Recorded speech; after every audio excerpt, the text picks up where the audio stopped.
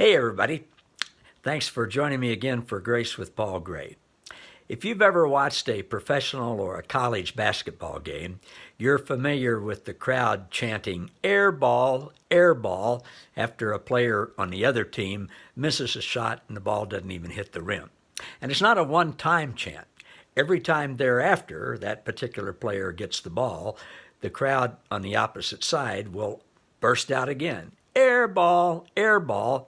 And the result is it's shaming and embarrassing and reminding the player of their miss. Unfortunately, much of organized religion has the same mentality, and it fosters the lie that God is the same way. We're told that, God's like Santa Claus, ever watching us with a critical eye, keeping a list of all the times that we come up short, reminding us of it. They call that sin. And even worse, they preach that unconfessed sin even keeps God from hearing our prayers and causes him to make bad things happen to us. And unless we do the right things, according to them, God will keep us alive forever so that he can punish us with eternal conscious torment because of our airballs. Those of us who have been involved in organized religion that teaches those lies know firsthand what an awful way it is to live. It's being told that God is continually shouting, Airball, Airball, at you. It's especially awful because it's not true. It's based on lies. My friend Don Keithley recently posted this question online. He said, if God is love, as John said, and if God keeps no record of wrongs, as Paul said, and if God no longer even remembers our sins, as Peter said, then on what does the evangelical church base their view of God casting the majority of humanity into a fiery, customized torture chamber? When I started asking those kind of questions about 10 years ago, many times the response I got was, well, God has to treat us that way because he's perfect and we're not. And he can't be in our presence because of our sin. So he has to treat us that way. Then why I asked, well, tell me exactly, why does God have to do that? I usually hear, well, his ways are higher than our ways, which is the catch-all justification of a perfect God being anything but perfect. God is unconditional love, and God is perfect. God is perfect love.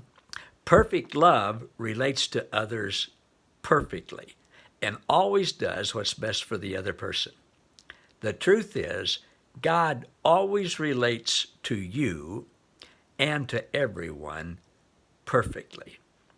John writes in 1 John 4:16-18, we have come into an intimate experience with God's love, and we trust in the love he has in us. God is love. Those who are living in love are living in God, and God lives through them.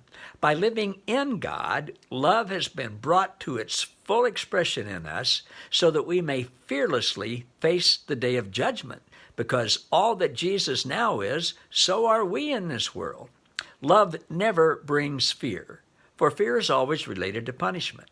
But love's perfection drives the fear of punishment far from our hearts. Whoever walks constantly afraid of punishment has not reached love's perfection. And in 1 Corinthians 4:5, Paul writes this, so resist the temptation to pronounce premature judgment on anything before the appointed time when all will be fully revealed. Instead, we wait until the Lord makes his appearance, for he will bring all that is hidden in darkness to light and unveil every secret motive of everyone's heart.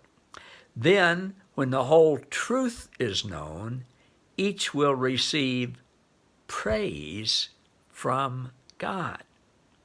Now that's the Passion Translation, and the translators offer this footnote to that passage.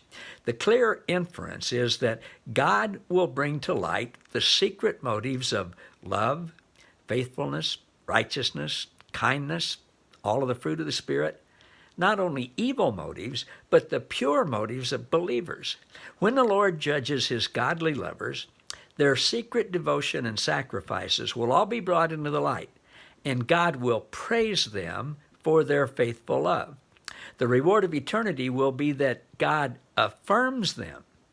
The word for praise, they say, can actually be translated thanks from God. Can you imagine the day coming when God praises you?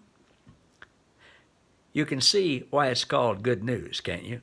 So, I encourage you to just say no to any words that you hear or read that say that God is going to punish you forever.